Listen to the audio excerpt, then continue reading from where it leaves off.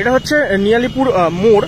আর এই মোড়টা থেকে যদি এদিক দিয়ে সরে চলে যাও বেহালা যেতে পারো, এদিক থেকে তারাতলার দিকে চলে যাচ্ছে, আর এদিকে দুর্গাপুর ব্রিজ দিয়ে তোমরা চেতলা অগ্রণী যেতে পারবে। আর এই রাস্তাটা দিয়ে চলে গেলে হচ্ছে টালিগঞ্জ ফাঁড়ির দিকে যাচ্ছে। আর আমি এখন দাঁড়িয়ে আছি সুরুচির সঙ্গে দুর্গাপুজো প্রাঙ্গণের সামনে। এই যে বড় একটা বিশাল বড় বোরোলিনের হোর্ডিং দেখছো, বোরোলিনের তার নিচ থেকে ঢুকে গেলেই কিন্তু সুরুচির সঙ্গে পুজো। এই বছরের থিমের নাম হচ্ছে আহুতি, সৃজনে অনির্বাণ দাস, 72তম বর্ষ সুরুচির সঙ্গের এই বছর। চলো প্রবেশ করা যাক এই গেট দিয়ে।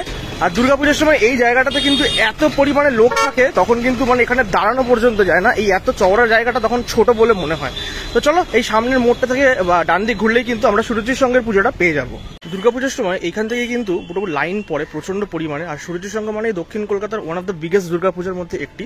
আর এই বছরের পুজোটা সম্ভবত আমাদের যে স্বাধীনতা সংগ্রামী আছে তাদেরকে ট্রিবিউট দিয়ে কিন্তু করা হয়েছে, এবং প্যান্ডেলের যে অংশটা সেটা কিন্তু এইখান থেকেই শুরু হয়ে যাচ্ছে, মানে ওয়াল পেন্টিং দিয়ে কিন্তু শুরু হচ্ছে আমরা দেখতে পাচ্ছি। স্পেশালি এই দিকে ওয়ালটাতে স্বাধীনতা সংগ্রামী থেকে শুরু করে ব্রিটিশ শাসনের যে সেই সমস্ত যে মুহূর্তগুলো সেগুলো কিন্তু তুলে ধরা হয়েছে। দেখতেই পাচ্ছ আমাদের স্বাধীনতা সংগ্রামীদের যেভাবে অত্যাচার করা হয়েছিল সেই জায়গাটা কিন্তু এখানে পোর্ট্রে করা হচ্ছে।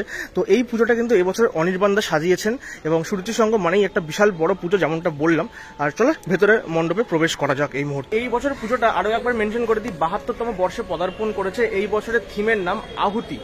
আর আহুতি বলতে গেলে এবং ব্যানারে যেমনটা দেখলাম এবং মণ্ডপে ঢোকার পরে যেমন ওয়াল পেন্টিংটা দেখলাম, সেটা দেখে এইটুকু তো পরিষ্কার বোঝা যাচ্ছে আমাদের স্বাধীনতা সংগ্রামীরা আমাদের দেশকে স্বাধীন করার জন্য যে আহুতি দিয়েছিলেন সেটাকেই কিন্তু ট্রিবিউট দিচ্ছে এই বছর সুরুচি সংঘ, এবং সেটা অনির্বাণ দা কিন্তু মাধ্যমে। আর হ্যাঁ, যেটুকু জানতে পারলাম আমাদের ভারতবর্ষের প্রথম স্বতন্ত্র আন্দোলনে যে প্রথম অর্গানাইজেশন ছিল আমাদের অনুশীলন সমিতি, তাদেরকে কিন্তু ট্রিবিউট দেওয়া হচ্ছে। মানে এই প্রথম কোনো স্বাধীনতা সংগ্রামের যে অর্গানাইজেশন অনুশীলন সমিতি, তাদেরকে ট্রিবিউট দিয়ে দুর্গাপুজোর করে উঠছে।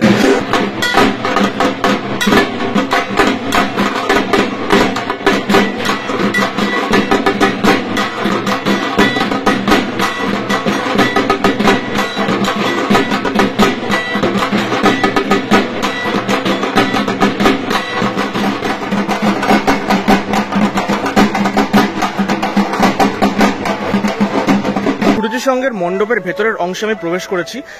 প্রবেশ করার পর দেখতে পাচ্ছি একটা যে এই পুরো জায়গাটা তোমরা দেখছো একটা জেল, মানে হয় না জেল, সেই সেন্ট্রাল জেল টাইপের কিন্তু একটা ফিল আসছে আমার।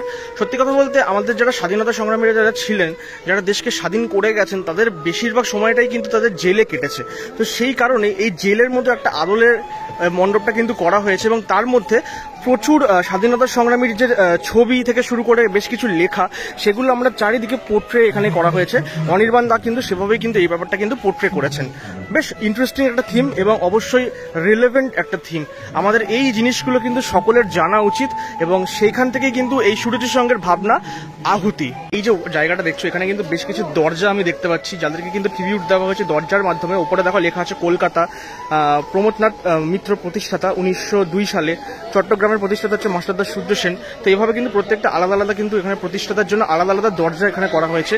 আর স্পেশালি আমি যদি দেখি অনুশীলন সমিতি স্থাপিত কিন্তু 1902 সালে, প্রতিষ্ঠাতা সতীশচন্দ্র বসু ও প্রমথনাথ মিত্র। আর এই অনুশীলন সমিতির নেক্সট ইয়ার কিন্তু 125তম পূর্তি মানে বর্ষর পূর্তি হচ্ছে। তো সেটাকেই কিন্তু পুরো এই মণ্ডপে ট্রিবিউট দেওয়া হচ্ছে।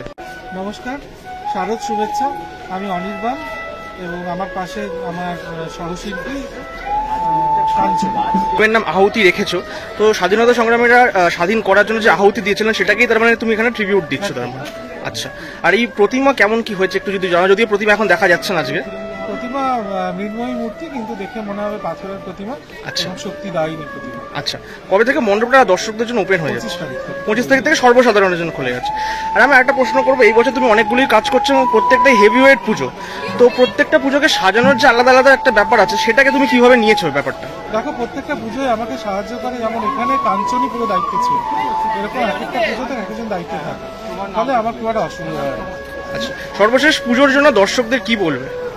সবাইকে বলবো সুস্থ থাকুন, ভালো থাকুন, নিয়ম মেনে সরকারি বিধিনিষেধ মেনে দুর্গাপুজো উপভোগ করুন। দুর্ঘটনা এড়িয়ে চলে। মা এখানে বসে আছেন বিরাজমান। এখন এই মুহূর্তে প্রবেশ করা যাচ্ছে না, মাকে দেখা যাচ্ছে না, কারণ মাকে এখনো হচ্ছে গয়না পয়না পরানো হয়নি বলে ঢাকা দেওয়া আছে। বাট হ্যাঁ, মোটামুটি আর কয়েকদিনের মধ্যেই মাকে কিন্তু উন্মুক্ত করে দেওয়া হবে। উপরে দেখতে পাচ্ছি একটা চাঁদোয়া দেওয়া আছে, বেশ সুন্দর লাগছে, যেমন পুজো ঘরে হয় চাঁদোয়া দেওয়া। আর উপরের অংশটা কিন্তু একটা আয়রন স্ট্রাকচারে কিন্তু করা হয়েছে, বেশ সুন্দর একটা জায়গা। এরকম একটা মন্দিরের মতো তৈরি করে মাকে কিন্তু রাখা হয়েছে। লাস্ট ইয়ার আমি যদি খুব ভুল না করি, সম্ভবত মা দুর্গার মূর্তিটা এই দিকে মেবি ছিল, আই থিঙ্ক, আমি যদি খুব ভুল না করে থাকি।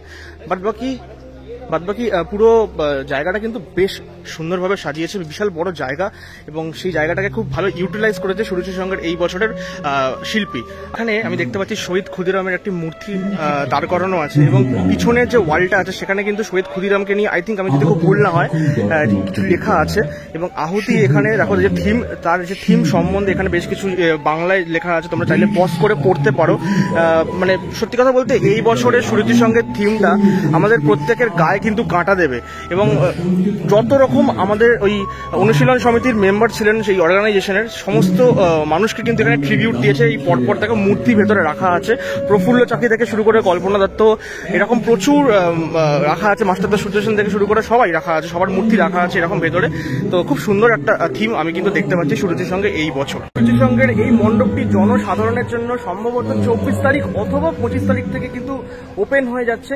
তোমরা চাইলে 24-25 তারিখে কিন্তু চলে আসতে পারো এই মণ্ডপ দর্শন করার জন্য। হ্যাঁ, প্রতিমাটা কিন্তু আমি নিজে দেখে এলাম, ভিডিওতে দেখালাম না কারণ এখন বারণ আছে। প্রতিমাটা কিন্তু পুরোপুরি দেখে মনে হবে যেন পাথরের একটা মূর্তি। প্রতিমাটা কিন্তু অ্যাকচুয়ালি খুব সুন্দর হয়েছে। আর এই পুরো জায়গাটা যদি দেখো, অনেক বড় একটা এরিয়া জুড়ে কিন্তু এই মণ্ডপটা করা হয়েছে। সত্যি কথা বলতে সুরুচির সঙ্গের এই বছরের মণ্ডপটা তোমরা যদি ভালো করে একটু মন দিয়ে দেখো, তোমাদের গায়ে কাঁটা দেবে। তার কারণ আহুতি মানে কিন্তু একটা ছোট্ট কথা নয়, এটা অনেক বড় একটা বিষয়।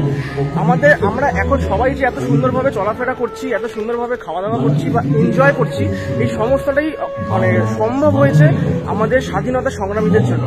আর তাদেরকে ট্রিবিউট দিয়েই এই বছরের সুরুচি সংঘের থিম আহুতি।